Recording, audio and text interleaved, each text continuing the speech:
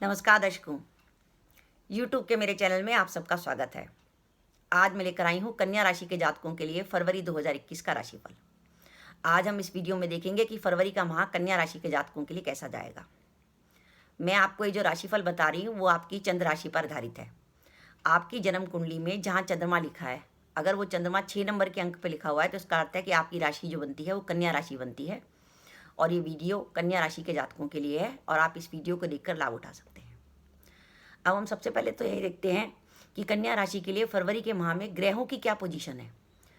वृश्चिक राशि में केतु विद्यमान रहेंगे आपके तीसरे भाव में। माह का जब आरंभ होगा तो मकर राशि में पंचम भाव में देवगुरु बृहस्पति, शनि महाराज, सूर्य, बुध व शुक्र की युति होगी। 14 फरवरी के बाद सूर्य जो है मकर राशि को छोड़कर कुंभ राशि में प्रवेश करके आपके छठे भाव में आ जाएंगे और 22 फरवरी के बाद शुक्र भी जो है मकर को छोड़कर कुंभ राशि में प्रवेश करके सूर्य के संग युति बना लेंगे आपके छठे भाव में। इस प्रकार आपके छठे भाव में सूर्य व शुक्र की युति बन जाएगी जो माह के अंत तक रहेगी। माह का जब आरंभ होगा तो मेष राशि के मंगल आपके अष्टम में होंगे और 22 फरवरी के बाद मंगल जो हैं वो वृषभ राशि में प्रवेश करके आपके भाग्य भाव में आएंगे जहाँ उनकी राहु के संग युति हो जाएगी। तो ये तो ग्रहों की पोजीशन है कन्या राशि के जातकों के लिए। कन्या राशि के जातकों के लिए फरवरी के माह में क्या है, सबसे पहले बात करते हैं आप लोगों की हेल्थ की।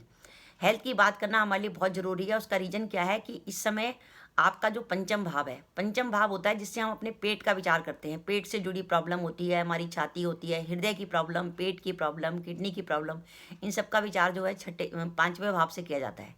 कहते हैं अगर आदमी का पेट ठीक रहता है तो उसकी तबीयत काफ़ी ठीक रहती है। तो अगर पंचम भाव में इतने सारे ग्रह बैठ जाएँ, जैसे पंचम भाव में आपके गुरु बैठे हैं, देवगुरु बृहस्पति बैठे हैं, अपनी नीच राशि में बैठे हैं, शनि महाराज जो आपके षष्ठेश हैं वो बैठे हुए हैं, सूर्य जो आपके द्वादश हैं वो बैठे हुए हैं, लग्नेश बुध भी बैठे हुए हैं और आपके मार्केश शुक्र भी बैठे हुए हैं। तो ये ग्रह जो पंचम भाव में बैठे हैं वो इस बात का संकेत दे रहे हैं कि आप अपना हेल्थ का बिल्कुल ध्यान रखिए।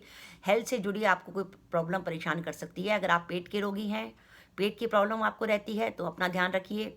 आपको हार्ट की प्रॉब्लम है, ब्लड प्रेशर रहता है, गैस बनती है, एसिडिटी रहती है, तो ये समय सावधानी रखने का है। बिल्कुल फ्रेश भोजन करिए, ताज़े फल खाइए, वॉकिंग करिए। वॉकिंग करने से स्ट्रेस लेवल भी कम होता है और गैस वगैरह भी ठीक रहती है। तो इस तरीके से फरवरी माह में कन्या राशि के जातकों को अपना हेल्थ का बहुत सावधानी से ध्यान रखना पड़ेगा, क्योंकि कहा जाता है कि अगर आपका पेट ठीक रहता है तो सारी चीज़ ठीक रहती है। ये तो बात हो गई हेल्थ के लिए। अब हम बात करते हैं आपके जॉब के लिए। जॉब की अगर बात करें तो दशम भाव लग्नेश और दशमेश आपका बुध है और दशमेश बुध अपने भाव से अष्टम गया है। अपने भाव से अष्टम गया है, पंचम भाव में बैठा है और उसकी द्वादश सूर्य से, षष्ठेश शनि से युति है। इस बात का संकेत है कि फरवरी के माह में कन्या राशि के जातकों को जॉब में मेहनत अधिक करनी पड़ेगी। काम का बर्डन उनके लिए बढ़ सकता है। हो सकता है दूसरों का काम भी उनको इस माह करना पड़े, कोई एडिशनल चार्ज भी उनके पास आ सकता है। और इसके साथ ही मैं आपसे कहूँगी कि आप इस समय किसी प्रकार के वाद विवाद को बढ़ावा अपने कार्यस्थल पर बिल्कुल मत दीजिए, क्योंकि जॉब चेंज करने के लिए समय सही नहीं है। क्योंकि जब तक दशमेश बुध की पोजीशन ठीक नहीं होती हम जॉब चेंज करने के बारे में डिसीजन नहीं ले सकते। अभी बुध जो है पंचम में बैठा है और अभी ये पंचम भाव में जो ग्रह इकट्ठे हो गए हैं आपके सूर्य, बुध, शुक्र, गुरु, शनि, ये ग्रह जब तक दूर दूर नहीं जाएंगे तब तक हमारे लिए स्थिति पॉजिटिव नहीं होगी। साथ ही अगर आप सरकारी नौकरी में हैं, क्योंकि सरकार का कारक सूर्य इस समय शनि की राशि में चल रहा है, पहले मकर में रहेगा और फिर कुंभ में आ जाएगा। तो सरकारी नौकरी में है तो विशेषकर कम से कम 14 फरवरी तक बिल्कुल सावधानी रखिए, क्योंकि 14 फरवरी के बाद तब भी सूर्य की पोजीशन अच्छी हो जाएगी, क्योंकि सूर्य छठे भाव में आ जाएंगे और छठे भाव का अच्छा फल देते हैं। तो 14 फरवरी तक अपने ऑफिस के काम में बिल्कुल थोड़ी सावधानी रखने की ज़रूरत है। जॉब बदलने के लिए समय अभी सही नहीं है। अगर आप जॉब बदलना चाहते हैं तो अभी जॉब मत बदलिए। अब हम बात करते हैं व्यापारी वर्ग के लिए। व्यापारी वर्ग को मैं कहूँगी कि कम से कम 14 फरवरी तक तो किसी बड़े व्यापार का, किसी बड़े निवेश का जोखिम बिल्कुल ना लें और अगर आप पार्टनरशिप में हैं तो पूरी सावधानी बरतें। अब हम बात करते हैं भाग्य की। तो इस माह जो है आपके भाग्य भाव में राहु व मंगल की युति रहेगी, जो इस बात का संकेत है कि भाग्य में आपको कुछ बाधा का अनुभव होगा, क्योंकि अष्टमेश मंगल आपके भाग्य भाव में चले जाएंगे तो आपको भाग्य में कुछ बाधा का अनुभव होगा। ऐसा लगेगा कई बार कि काम होते होते हमारे रुक गए। अब हम बात करते हैं दाम्पत्य जीवन के लिए। सप्तम भाव का स्वामी गुरु अपनी नीच राशि में आपके पंचम भाव में बैठा है और उसके ऊपर राहु की दृष्टि है और उसके साथ ही आगे चल के उस राहु के संग अष्टमेश मंगल भी जुड़ जाएगा और षष्ठेश शनि और द्वादश सूर्य भी जो हैं गुरु के संग युति बना रहे हैं आपके पंचम भाव में। तो वैवाहिक जीवन में थोड़ी सी सावधानी रखने की जरूरत है। दाम्पत्य जीवन में किसी प्रकार का तनाव या गलतफहमी आपको परेशान कर सकती है। आप अगर संतान के लिए प्लान करना चाहते थे तो आप इस महीने संतान के लिए प्लान कर सकते हैं, क्योंकि देवगुरु बृहस्पति आपके पंचम भाव में पंचमी शनि के साथ ही गोचर कर रहे हैं, तो संतान के लिए आप प्लान कर सकते हैं। और जो चाहते थे कि उनका विवाह तय हो जाए तो उनका विवाह भी तय हो सकता है, क्योंकि शनि की दृष्टि सप्तम भाव पर है और गुरु की दृष्टि लगन पर है, और ऐसी स्थिति में आपका विवाह भी तय हो सकता है। हाँ, इस माह आपको संतान से जुड़ी कोई चिंता परेशान कर सकती है, तो उसके लिए थोड़ा सा मानसिक रूप से तैयार रहिएगा। अगर कोई प्रॉब्लम हो तो ज़्यादा आप पैनिक मत होइए, थोड़ा सा परिस्थितियों को समझने की कोशिश करिए। कई बार होता है हम जैसी परिस्थिति नेगेटिव होती है हम एकदम उत्तेजित हो जाते हैं, तो कोई भी काम करें सोच विचार कर करें, जल्दबाजी में सारे काम खराब होते हैं। प्रेम संबंधों का अगर कहें कि पंचम भाव में, जो कि जहाँ पे पंचमेश भी स्वराशि का बैठा है, लेकिन उसके साथ ही जो द्वादेश और षष्ठेश की युति हो गई है, उसके कारण प्रेम संबंधों में तनाव या गलतफहमी को राहु और बढ़ा रहे हैं, क्योंकि राहु की दृष्टि आपके पंचम पर चल रही है। तो प्रेम संबंधों में किसी प्रकार का तनाव या गलतफहमी होने की संभावना बनती है। विद्यार्थी वर्ग के लिए वैसे भी अभी पढ़ाई के लिए मेरे ख्याल से अब विद्यार्थी वर्ग को पढ़ाई के लिए शुरुआत कर देनी चाहिए, क्योंकि कई जगह पढ़ाई शुरू भी हो चुकी है। विद्यार्थी वर्ग के लिए पंचम भाव में गुरु होने का फ़ायदा उठाइए और अपनी पढ़ाई पर ध्यान दीजिए। अगर आपको पढ़ाई में प्रॉब्लम आ रही है तो आप मेडिटेशन भी कर सकते हैं, उससे आपकी पढ़ाई आसान रहेगी। अगर आप ज्वाइंट फैमिली में रहते हैं और कन्या राशि के जातक हैं तो ध्यान रखिए, इस महीने ऐसा हो सकता है कि जो परिवार की महिलाएं हैं, क्योंकि कुटुंब भाव का स्वामी शुक्र छठे भाव में गया है शनि की राशि में, परिवार की महिलाओं में आपस में किसी प्रकार का वाद विवाद या टेंशन होने की संभावना बनती है। कन्या राशि के जातक वैसे तो काफ़ी सुलझे हुए होते हैं और ज़्यादा किसी कंट्रोवर्सी में नहीं पड़ते, लेकिन इस समय जो ग्रहों की स्थिति बनी है कि मंगल अष्टम भाव में विराजमान है और मंगल की दृष्टि आपके वाणी भाव पर है, तो आप कुछ भी बोलेंगे तो सामने वाले को बुरा लग सकता है। तो आपके काम जो बिगड़ेंगे वो वाणी से बिगड़ेंगे, यानी आपके बोलने से काम बिगड़ जाएंगे। इसलिए काफ़ी सोच विचार कर बोलिएगा। फरवरी माह में कोई भी बात करें एक बार सोच लें, उसके बाद बोलें। कहीं पता लगे आपका कोई काम बन रहा था और आपने कुछ बोल दिया, वो काम रह गया। इसलिए वाणी से आपके काम बनने की संभावना, बिगड़ने की संभावना है।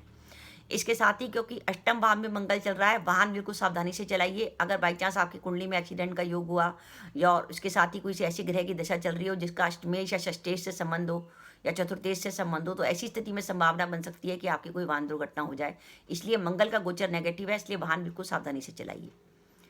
राहु और मंगल की युति आपके भाग्य भाव में बन रही है, वो दो संबंध आपके खराब करती है। पहले तो पिता के संग, एक तो पिता के संग किसी प्रकार का तनाव या टेंशन होने की संभावना है, और पिता के स्वास्थ्य को लेकर भी ये समय थोड़ा पॉजिटिव नहीं है।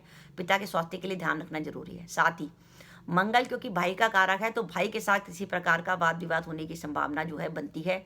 ये जो राहु मंगल की युति आपके भाग्य भाव में आ गई, तो ये पोजीशन है कन्या राशि के जातकों के लिए फरवरी माह में कि थोड़ा सा संभल के चलें, क्योंकि ये तकरीबन सभी राशियों के संग हो रहा है। क्योंकि जो 5-5 ग्रह जो इकट्ठे हो गए हैं उनके कारण काम की स्थिति थोड़ी सी टाइट हो गई है कि मेहनत इस महीने ज़्यादा करनी पड़ेगी, लेकिन धीरे धीरे करके आगे चल के पोजीशन आप लोगों के लिए अच्छी होती जाएगी। अब मैं आपको बताती हूँ कि फरवरी के महीने में आपके लिए सावधानी रखने के दिन कौन से हैं।